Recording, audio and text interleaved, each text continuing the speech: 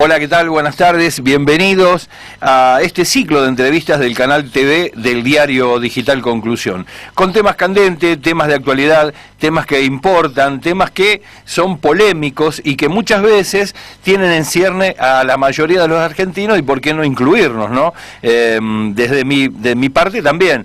Claro, para poder dilucidar qué es lo que está pasando en la economía nacional, qué impacto tienen algunas medidas que se han anunciado, a quién beneficia, a quién perjudica, quién se puede hacer expectativas certeras respecto de cuáles van a ser las consecuencias.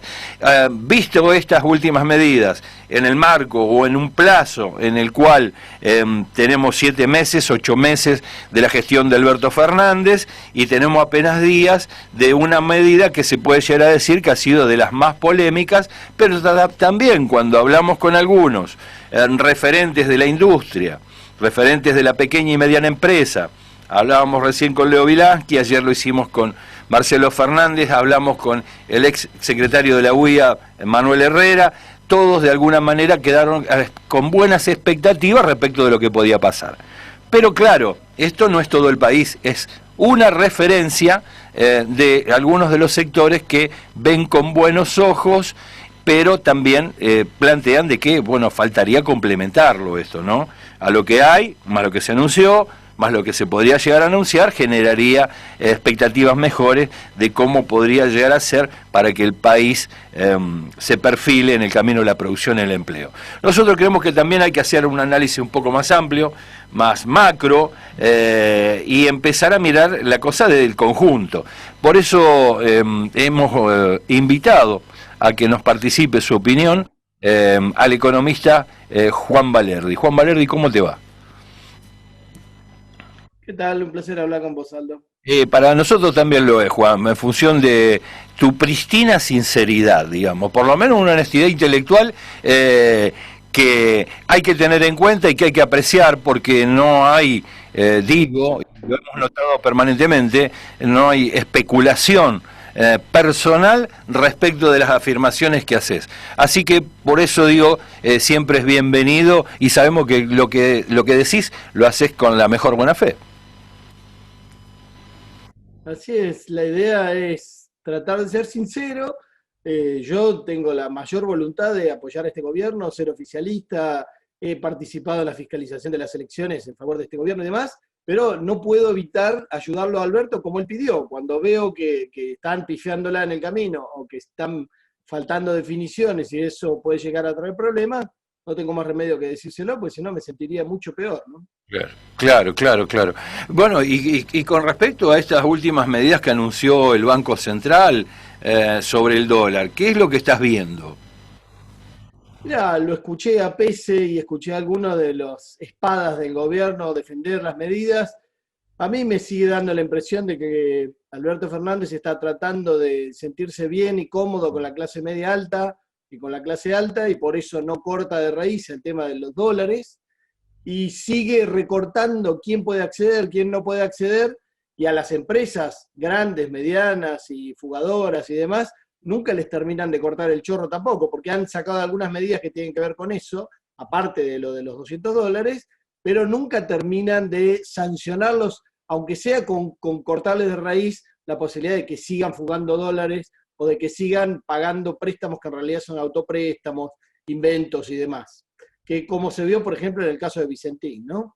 Sí. Entonces digo, son un montón de parches, sigue habiendo una sangría, obviamente la sangría en vez de ser 800 millones de dólares por mes, ahora será 500, pero sigue siendo una sangría para una parte de la población que o estaba haciendo colero digital y comprando dólares para vender en el blue, y que ahí Pese lo juntó con los narcotraficantes y los traficantes de armas, a pesar de que lo sigue dejando comprar y vender, o es gente que tiene capacidad de ahorro. Entre esos dos grupos, los coleros digitales que van al Blue y los que tienen capacidad de ahorro, no hay más de 4 millones de argentinos. Y los argentinos son 44 millones. Entonces, si el 90% de los argentinos va a pagar el costo de esos 4 millones de argentinos haciendo negocio o ahorrando, tenemos un problema grave. Las reservas del Banco Central no son algo que esté bueno rifar o entregar al 10% de la población, ¿no? Respecto a esta primera caracterización que nos hacías, ¿Cómo ves a futuro la cosa? Porque evidentemente que si acá quedan 40 millones de personas que son argentinos también, ¿qué sería lo oportuno o lo bueno que podría hacer el gobierno para evitar esto que nos estás anunciando, ¿no? O sea... Bueno, para evitar que los ahorristas y los especuladores sigan comprando dólares, hay una sola solución inicial, que es cortar el chorro de venta de dólares para cosas que no sean indispensables, que básicamente son importaciones, y dentro de las importaciones hay importaciones que son indispensables e importaciones que no lo son. Insumos, materias primas, inversiones, todo eso son cosas indispensables. Todo lo que sean bienes suntuarios o cosas prescindibles, evidentemente no son indispensables, y en una situación de emergencia que tiene que ver con la herencia que dejó el macrismo, que tiene que ver con la deuda que dejó y también con la crisis económico-financiera internacional y la pandemia, todo eso hace que haya que tomar medidas excepcionales. Esta medida excepcional puede ser cortar el chorro absolutamente respecto de la compra de dólares para atesorar, para fugar o para pagar deudas o utilidades y dividendos. Ahora, al mismo tiempo, para ganarte la confianza de la gente en el peso, en la economía y en el futuro, tenés que lanzar un plan de desarrollo, que no es un plan económico, ¿eh? No estoy diciendo esos típicos planes que se lanzan para que el FMI te dé un préstamo, para que te renegocie un préstamo, o para venderle a la gente por los diarios y que son planillitas Excel que no sirven para nada.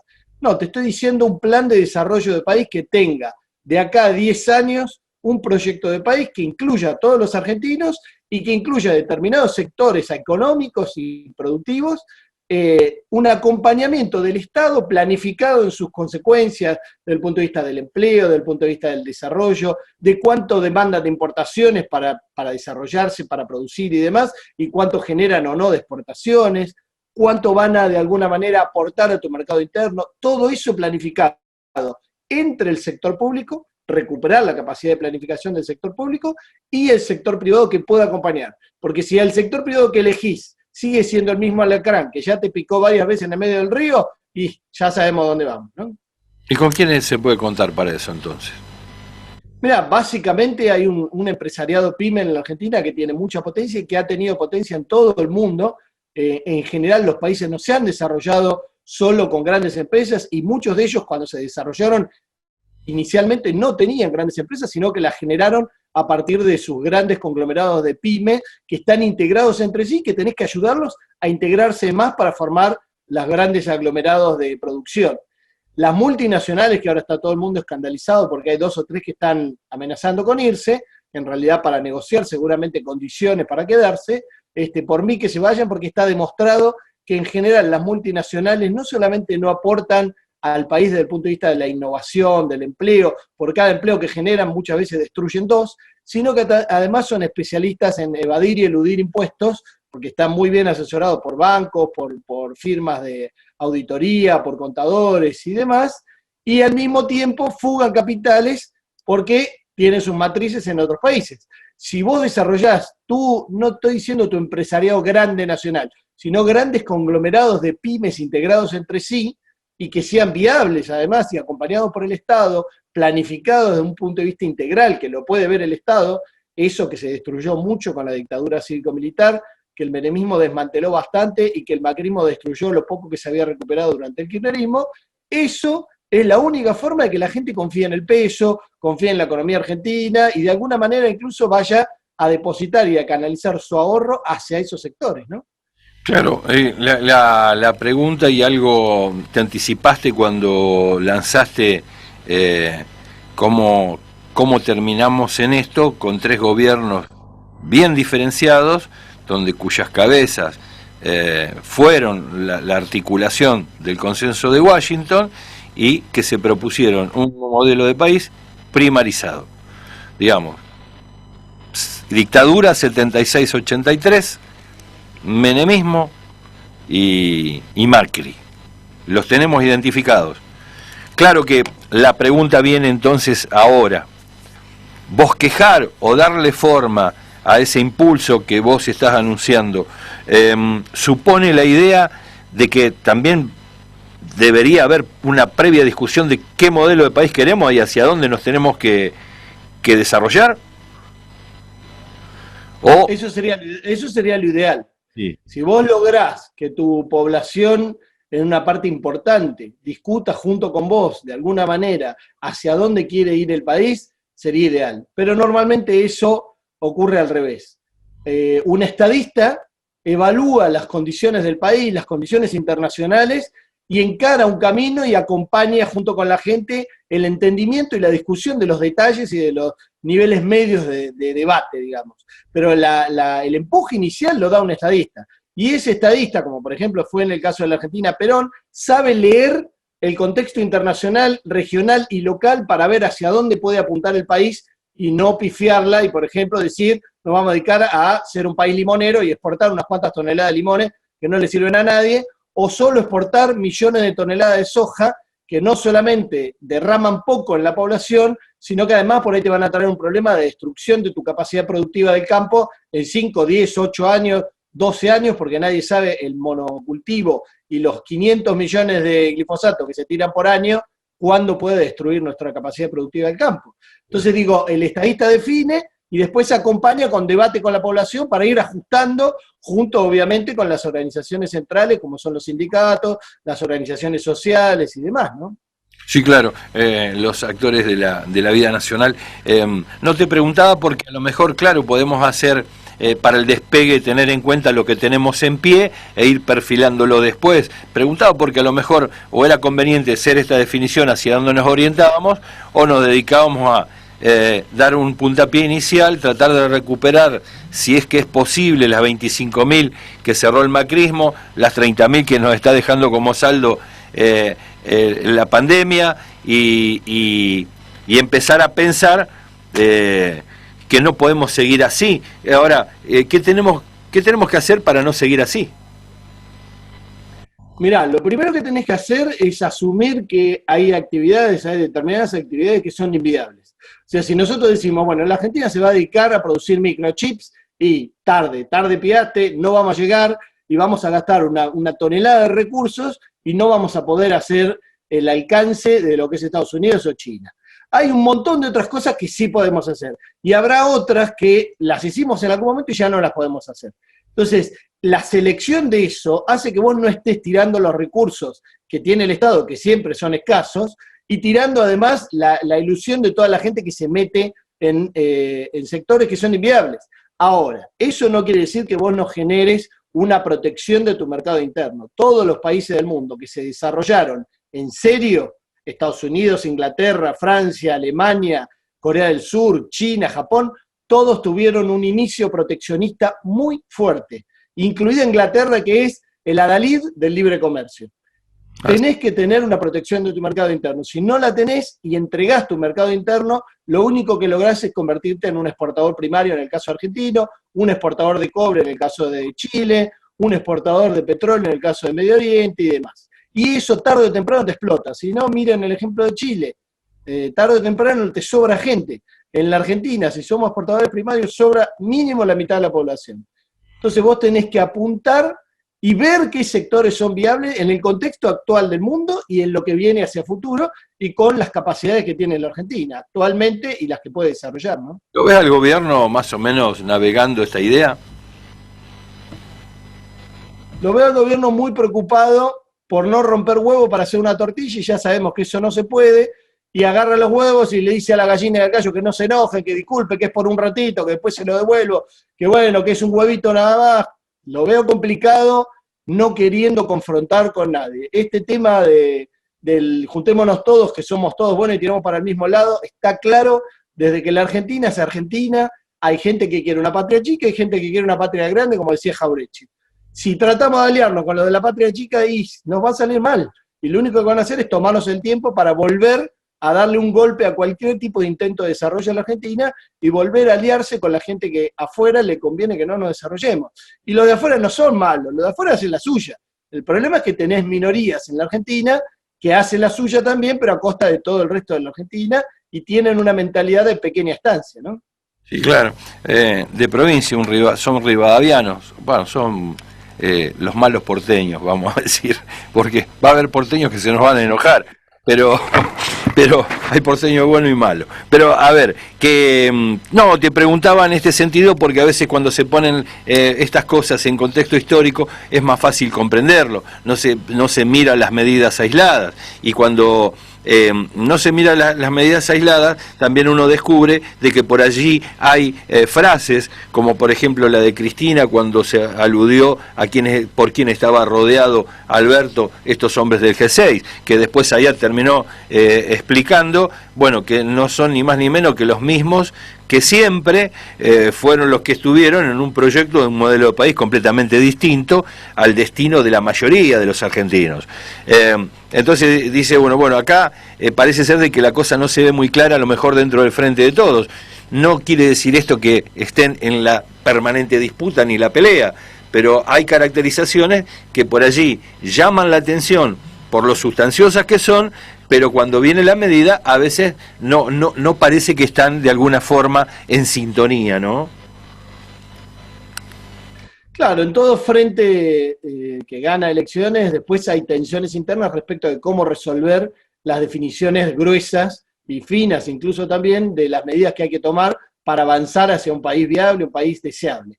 No tengo duda que esas diferencias son grandes entre Cristina y Alberto, y Cristina es la que tiene los votos y Alberto es el que tiene hoy el bastón. Entonces, permanentemente se sabe que hay diálogo entre ellos, pero hay diferencias de criterio muy importantes. Cristina ha demostrado, digamos, qué tipo de elecciones toma cuando tiene que desarrollar cuestiones de la Argentina, como la ciencia y la tecnología, como la educación y un montón de otras cosas, y Alberto está demostrando que le cuesta un poco más patear el tablero. Entonces, sin patear el tablero, que es algo que les recomiendo mucho a un amigo que es Marcelo Gullo, y su libro Insubordinación Fundante y su serie de libros, que dice que uno no puede desarrollarse si en algún momento no patea el tablero. Y esa patada al tablero implica un trabajo conjunto del Estado con los privados, pero con los privados obviamente que están mirando a un país grande, como por ejemplo en la guerra de secesión de Estados Unidos, del norte y del sur, que ganó el norte, y en la Argentina hasta ahora, en general, en nuestro caso, ¿no? ¿Cómo? En general, perdón. Claro, en nuestro caso no es un sur geográfico. Se cortó. Sí, En nuestro, está bien, o sea, pero a ver, vamos a aclararle a quien nos está viendo que lo que está proponiendo Juan Valerdi no es, digamos, una reedición de la batalla de Gettysburg donde hay cientos de miles de muertos. Estamos hablando de una metáfora en la cual hay una definición, en la cual gana el norte industrialista sobre el sur de productos primarios, y por lo tanto gana la máquina de algodón contra el exportador de té y de algodón en fardos en bruto que iban destino a Inglaterra. Nadie se come el cuento este de la tarifa. En el caso Sí, sí. En el caso de la Argentina, lo que ha ganado, digamos, en esta guerra, que no es una guerra propiamente dicha, sino que es ideológica, ganaron los agroexportadores, Claro. y el desarrollo industrial, aunque ha tenido grandes avances con el peronismo y con el kirchnerismo, básicamente ha retrocedido gracias a la dictadura militar, Sí. a todas las dictaduras que hubo antes, y gracias también, aparte, al macrismo, que es la primera vez que la derecha y la mentalidad de patria chica llega por elecciones libres y verdaderas al poder, ¿no? Y estaría bueno que este sector, como sureños, buenos sureños que son, nos expliquen por qué viven añorando a los yanquis, que fueron los que prácticamente los aplastaron como proyecto político. Son una contradicción andante. A ningún sureño recuerda con cariño esa batalla, y mucho menos en Estados Unidos, después que el industrialismo se impuso a fuerza de fusiles y cañones. Sin embargo, el sureño que ganó acá ama al yanqui. Esto es una cosa muy loca, ¿no? Bueno, la relación de Argentina con Estados Unidos siempre ha sido competitiva, obviamente antes era competitiva en cuestiones agrícolas, y en cuestiones industriales nunca fuimos competitivos con Estados Unidos porque nos ganaron de mano y de poder. En la Segunda Guerra además se consolidaron, pero recomiendo para entender la relación de Argentina, Brasil y Estados Unidos a Moniz Bandeira y su libro, donde explica por qué siempre Estados Unidos nos puso la bota encima cada vez que estábamos de alguna manera mostrando que íbamos a desarrollarnos o que íbamos a independizarnos realmente. Entonces, esta cuestión es obvia, porque además incluso en cuestiones agrícolas somos competitivos con Estados Unidos, con lo cual le molestamos hasta en lo poco que hacemos. Sí. Incluso ahora, por ejemplo, con China estamos viendo a ver quién le vende la soja o el aceite de soja o la harina de soja, ¿no? Claro. Y Trump los está presionando, por ejemplo, para que le compren eso a ellos, ¿no? ¿Vos qué tenés para responderle a aquellas personas, Juan, que viven diciendo estos que caracterizan a la Argentina, sí, viven diciendo que siempre tienen la culpa los de afuera, aquellos que hablan siempre del imperio, que hablan siempre de esto y lo otro, pero nunca se fijan adentro los errores que cometen cuando están en el gobierno? Respecto a este pensamiento, porque parece ser de que el poder existe, pero que con nosotros es bueno. ¿Vos qué tenés para decirle a esa gente? Mira, los países del mundo, cada uno hace la suya, digamos, ¿no? Y dentro de esos países incluso hay internas, como se ve ahora con la elección de Trump, hay una interna entre los que están con el poder financiero, que estaba personificado en la elección anterior con Hillary Clinton y ahora con Biden, y otro poder que no necesariamente son Heidi ni son buenos, pero para nosotros, desde el punto de vista de la continuidad en el futuro de nuestro país y demás, el poder financiero es un problema grave y el enemigo de nuestro enemigo es nuestro amigo. Ahora, que Estados Unidos o Inglaterra, o sea el que se aproveche geográfica y geopolíticamente de nosotros, ¿es por maldad? No, hace la suya. Y el problema que tienen los argentinos, mucho más que otros países, aunque en realidad en Latinoamérica es bastante habitual, es que hay ciertas minorías que están de manera mercenaria alquiladas por esos poderes de afuera para hacer una patria chica acá y sacar renta de esa pequeña estancia que construyen de país. En su momento, cuando nos independizamos, lo hacían con el contrabando y después lo fueron haciendo con otras cosas y fueron mutando. Pero a ellos no les interesa que el país se desarrolle porque incluso si se desarrolla, se les va de las manos. Porque vos no podés manejar igual a un país subdesarrollado, chico y exportador de manufactura, exportador de agrícola, que a uno que tiene un desarrollo industrial grande, con un montón de gente con empleo, con sindicatos y con exportaciones industriales. Sí, claro, eso no nos pasa, decía una muchacha que teníamos los problemas que teníamos, una muchacha que murió a los 33 años, que decía, nosotros somos muchos, sí, y ellos son poquitos. El problema es que tenemos que ellos están organizados. Tal cual. Las minorías de la Argentina, digamos, sistemáticamente han logrado no solamente torcer el rumbo político y económico, sino también en las últimas décadas, especialmente con la ayuda de los medios masivos de comunicación y de las redes de comunicación social, le han torcido a la gente el sentido común. La han manipulado y han hecho incluso que un montón de gente, millones de personas, voten de una manera que desde el punto de vista económico ha sido un suicidio para gran parte de la clase media votar al macrismo. Claro. Y una parte de esa clase media se retrotrajo y no lo votó al macrismo en la última elección, pero otra parte sigue ahí y sigue envenenada con cualquier cosa que no sea el neoliberalismo o que no sea la derecha o cualquier cosa que tenga olor a peronismo. Entonces, si esa gente sigue suicidándose económica y políticamente, vamos a tener un problema en la Argentina de arrastre. Y eso tiene que ver con los medios masivos de comunicación y con un peronismo o con un kirchnerismo o el que sea, que no tiene una capacidad de armar un sistema de comunicación de ideas y de qué está en juego que realmente seduzca y entienda a la gente, ¿no? Visto esto, Juan, y es la última, te pregunto, seguramente nos diste algunas opiniones respecto de qué es lo que debería el gobierno empezar a transitar, qué camino o por dónde orientarse. ¿Cómo está viendo al resto del conjunto de las fuerzas políticas, incluidas aquellas que son parte del Frente de Todos, respecto del futuro, cuando por allí está haciendo alusión de que el próximo 17 de octubre pareciera ser de que va a haber alguna suerte, no digo de pronunciamiento, sino de un empezar a caminar en el acto del 17 de octubre del movimiento obrero, donde dice Moreno, van a estar también algunos gobernadores. Si estás viendo la necesidad de sacudir un poco el mantel.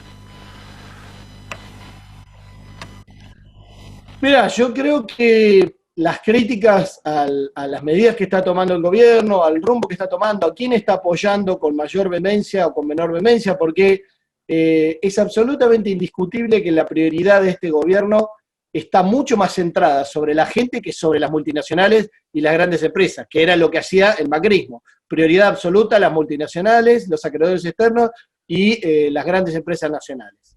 Este gobierno claramente cambió esas prioridades. Lo que pasa es que no deja, de alguna manera, de pedirle perdón y permiso a las multinacionales, a los acreedores externos. Yo no podría decir de ninguna manera que un canje exitoso es un canje donde el 99% de los acreedores están felices si se meten en el canje. Y no creo que lo hayan hecho por miedo.